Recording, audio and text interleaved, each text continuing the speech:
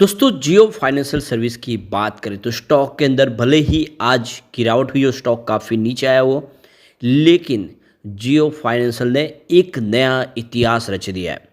जियो financial की app के माध्यम से जो सेवाएं है अब फ्रांस में मिल पाएगी। पेरिस में उन्होंने जियो फाइनेंशियल सर्विस शुरू कर दी है। तो ये बहुत बड़ा अचीवमेंट है, लेकिन बाज़ार ने बिल्कुल आज साथ नहीं दिया। आप देख सकते हो कि पिछले 2 दिन से बाज़ार में भारी गिरावट का माहौल बना हुआ है। आज बाज़ार में शानदार तेज़ी बनी थी, लेकिन वो रह नहीं पाई और जो ज़बरदस्त गिरावट है उसका असर देखने को मिला है कि जियो फाइनेंशियल भी काफ़ी अच्छी गुड न्यूज़ के बावजूद भी काफ़ी ज़्यादा गिर गया। तो स्टॉक काफ़ी नीचे आ चुका है। क्या इस गिरावट का फ़ायदा उठा के इस लेवल पे खरीदारी करनी चाहिए, या फिर यहाँ से प्रॉफिट बुक करके, या फिर एक बार ऐसे ही एग्जिट हो जाए? क्या और गिरावट की संभावना बन रही है? तो इस समय जो डील हो रही है वो क्या इशारा कर रही है? इसके अलावा एनुअल जनरल मीटिंग के लिए डेट भी आ चुकी है। आगे की क्या संभावना बनेगी उसको जानने की कोशिश करेंगे इस वीडियो के माध्यम से। लेकिन फ्रेंड, उससे पहले अगर आप पहली बार हमारे चैनल पे आए तो चैनल को सब्सक्राइब कर दीजिए, एक बेल आइकॉन दबा दीजिए ताकि जब भी नया वीडियो बने पहला नोटिफिकेशन आपको मिले। वीडियो पसंद आए तो लाइक से जरूर कीजिए। चलो फ्रेंड्स, वीडियो स्टार्ट करते हैं। मैं हूँ आपका दोस्त SP दवे और हमारे अपने चैनल ऑनलाइन कमाई में आपका बहुत बहुत स्वागत है।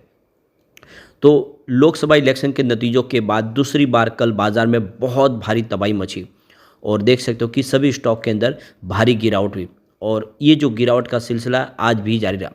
अब यहाँ पे आज ये हुआ कि बाजार की शुरुआत बहुत ही शानदार रही।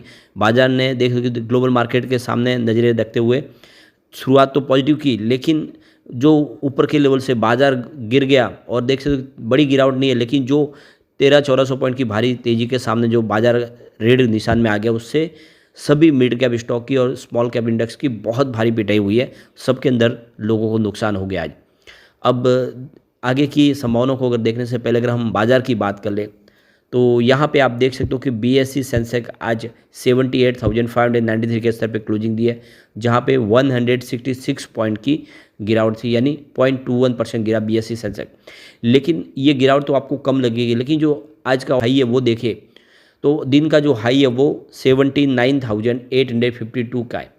उस हिसाब से अगर आप देखेंगे तो ये जो गिरावट है ये आपको बड़ी दिखाई देगी, कम से कम 1200-1300 पॉइंट की दिखाई देगी और इसने ही पूरा माहौल बिगाड़ा है।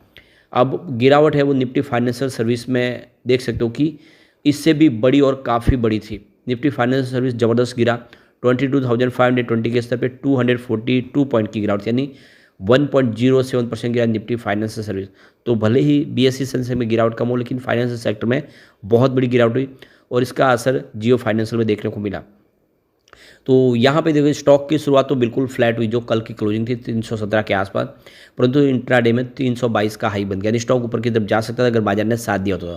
लेकिन जैसे कि बाजार में गिरावट का माहौल बनने लगा, इसमें 310 का लो बन गया, यानी सीधा 322 से 310 पे आ गया और अंत में क्लोजिंग 312 के आसपास रही, जहाँ पे 1.53% की गिरावट देखने को मिली। तो बड़ी गुड न्यूज़ का असर देखने को नहीं मिला। यहाँ पे इसकी परफॉर्मेंस देखो, पिछले एक महीने पहले इसका 1 करोड़ का वॉल्यूम था, 85 लाख की डिलीवरी उठाई गई थी।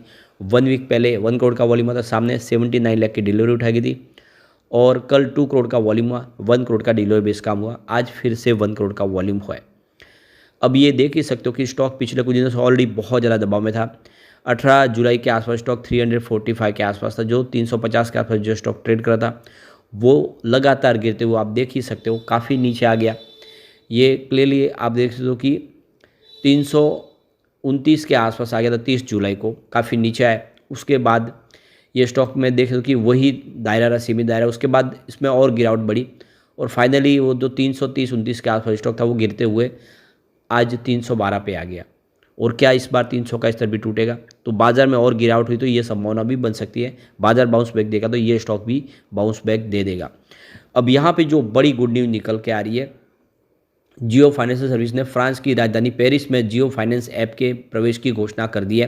कंपनी ने कहा कि भारतीय विद्यार्थियों के लिए डिजिटल रूप से लेन देन करना सुविधाजनक बनाने के लिए जियो फाइनेंस ने अपनी आधिकारिक वेबसाइट के माध्यम से ला टूर एफिल के माध्यम से एफिल टावर जाने के लिए, टिकट खरीदने के लिए, अंतर्राष्ट्रीय भुगतान के लिए अपनी सेवाएं शुरू कर दी है। जियो फाइनेंस ऐप के माध्यम से आप डिपार्टमेंट स्टोर, गैलरीज, लाया फैट, पेरिस, हॉसमैन में इन स्टोर शॉपिंग के लिए भी इस ऐप का उपयोग कर सकते हैं और आप अपनी खरीदारी कर सकते हैं। तो जियो फाइनेंस ने कहा है कि बिना किसी परेशानी के नेविगेशन के लिए डिज़ाइन किया गया है। जियो फाइनेंस का लक्ष्य सभी भारतीयों को उनकी वित्तीय यात्रा के हर चरण में एक डिजिटल अनुभव देना है। ऐप वित्तीय तकनीक से परिचित सभी स्तरों के उपयोगकर्ताओं को सेवा देता है। ऐप का अनुभव इंडिया हाउस के अंदर एक अनुभव केंद्र के माध्यम से किया जाएगा। इसे रिलायंस फाउंडेशन ने भारतीय ओलंपिक संघ के साथ साझेदारी में तैयार किया है। जियो फाइनेंस ने वीज़ा के साथ साझेदारी की है, जो ओलंपिक गेम्स 2024 का आधिकारिक भुगतान भागीदार है। कंपनी ने कहा है कि बिना किसी परेशानी के नेविगेशन के लिए डिज़ाइन किया गया है। जियो फाइनेंस का लक्ष्य सभी भारतीयों को उनकी वित्तीय हर तरह की सेवाएं और डिजिटल अनुभव देना है। तो देख सकते हो कि एक बहुत बड़ा अचीवमेंट है जियो के लिए। जियो फाइनेंशियल ऐप इस साल मई में ही शुरुआत किया गया था इंडिया के अंदर। इस ऐप पर आप इंटरफेस, बीमा सलाह, बीमा प्रोडक्ट और इस तरह के प्रोडक्ट कर ले सकते हैं और डिजिटल बैंकिंग लेन देन कर सकते हैं। तो ये बहुत बड़ी एक तरह से देखें तो अचीवमेंट है। अब इंडिया के अलावा भी आप जियो फाइनेंस ऐप के माध्यम से अपनी लेन देन कर सकते हैं।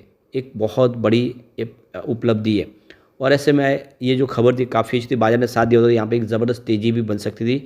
जिस तरह से एक के बाद एक जो नए स्टेप उठाए जा रहे वो ये साबित करे कि आने वाले समय जियो फाइनेंशियल में तूफ़ानी तेज़ी आ सकती है और ऐसे में गिरावट का फ़ायदा उठाया जा सकता है।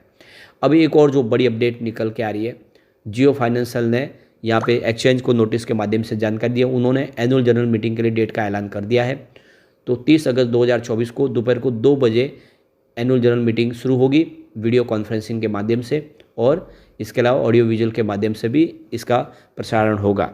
तो इस एनुअल जनरल मीटिंग में जो Q1 का रिजल्ट है उसको डिस्कस किया जाएगा। उसके अंदर आगे की जो संभावना है वो रणनीति को भी डिस्कस किया जाएगा, और जो AGM के दौरान एनुअल जनरल मीटिंग की जो भी जानकारी होगी उसको एक्सचेंज को भी शेयर की जाएगी।